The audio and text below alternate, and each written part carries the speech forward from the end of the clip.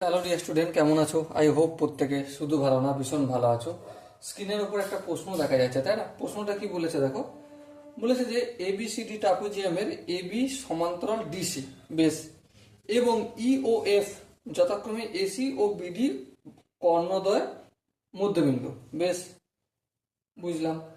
আচ্ছা, যদি AB equal to 28 semi এবং ডিসি ইকুয়াল টু 13 সেমি হয়, তবে ইএফ এর দৈর্ঘ্য কত? দেখো, প্রথমে আমরা একটা কাজ করব, একটা ট্রাপিজিয়াম অঙ্কন করব। চলো অঙ্কন করে নিই।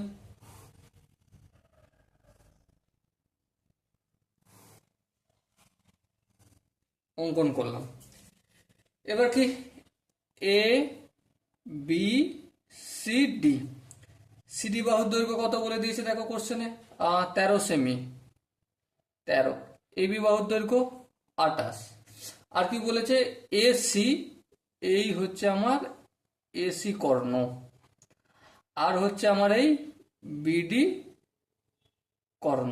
বেশ। আচ্ছা, এই যে বিডি আর এই যে এসি, এদের মধ্যবিন্দুকে ই হচ্ছে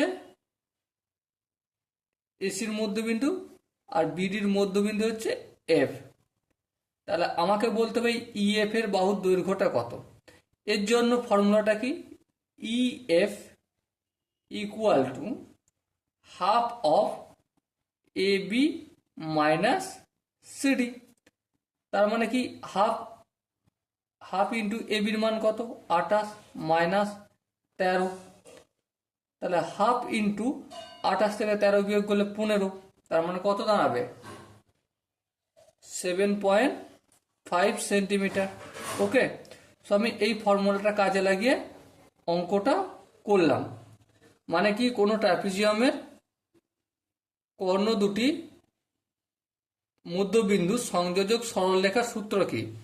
সংযোজক সরলরেখার সূত্র হচ্ছে এটাই, যে হাফ ইন্টু সমান্তরাল বাহু দুটির ডিফারেন্স, অন্তর, হাফ ইন্টু সমান্তরাল বাহুদের অন্তর। এই ফর্মুলাটা কাজে লাগালি আমি এই যে কর্ণদ্বয়ের মধ্যবিন্দুর দুটোর যে সংযোজক সরলরেখা তার দূরত্ব নির্ণয় করতে পারবো। ওকে, সো আই হোপ এই জায়গাটা বোঝা গেছে। যদি কোনো জায়গায় বুঝতে অসুবিধা থাকে, ডাউট থাকে বা কনফিউশন থাকে, তাহলে কি করতে হবে, কমেন্টে অবশ্যই জানাতে হবে। আর এই বিষয়ে ডিটেলস তোমরা জানকারি কোন ভিডিও থেকে পেয়ে যাবে, অবশ্যই তোমরা এই চ্যাপ্টারেরই একটা প্রথম যে ভিডিওটা রয়েছে, ভেদক ও মধ্যবিন্দু সংক্রান্ত ও উপপাদ্যের ইন্ট্রোডাকশন পার্ট, থিওরি পার্ট আছে, ওখানে ডিটেলসে আলোচনা করা হয়েছে। ওকে, সো ডিয়ার স্টুডেন্ট, প্রত্যেকের আই হোপ বোঝা গেছে। যদি কোনো জায়গায় বুঝতে অসুবিধা থাকে, কনফিউশন থাকে, তার জন্য কি করতে হবে, কমেন্ট অবশ্যই জানাতে হবে। ওকে, সো দেখা হচ্ছে পরবর্তী সেশনে। ততক্ষণ পর্যন্ত ভালো থেকো, সুস্থ থেকো এবং জয় হিন্দ।